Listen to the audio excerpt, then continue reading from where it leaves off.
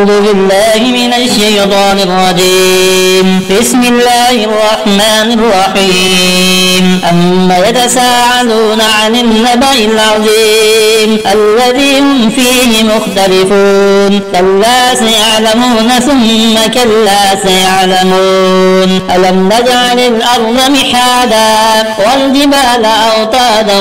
وخلقناكم أزواجا وجعلنا نومكم سباتا وجعلنا الليل لباسا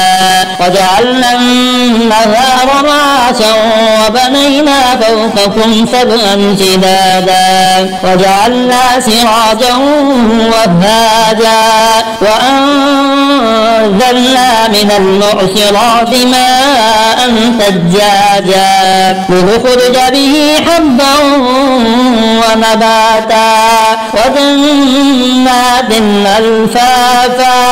إن يوم الفصل كان ميقاتا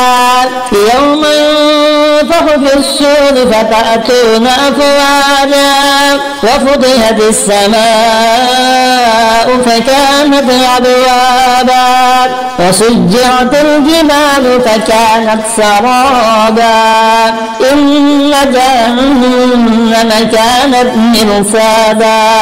للطاغين مآبا لابثين فيها أحقابا لا يذوقون فيها بردا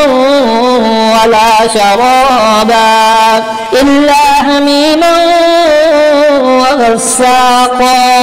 جزاء وفاقا إنهم كانوا لا يرجون حسابا وكذبوا بآياتنا كذابا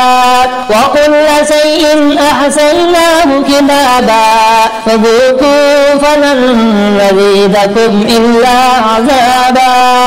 إن للمتقين مفازا حدائق وأعنابا وقواعد أترابا وكأسا دحاقا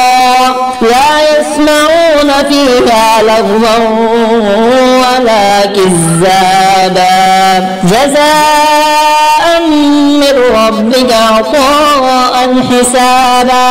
رب السماوات والأرض وما بينهما الرحمن لا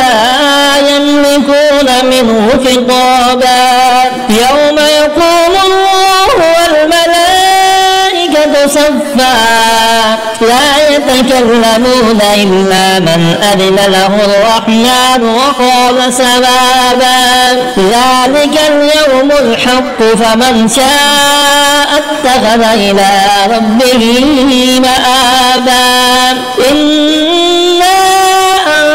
أنذرناكم عذابا قريبا يوم ينظر المرء ما قدمت يداه ويقول الكافر يا ليتني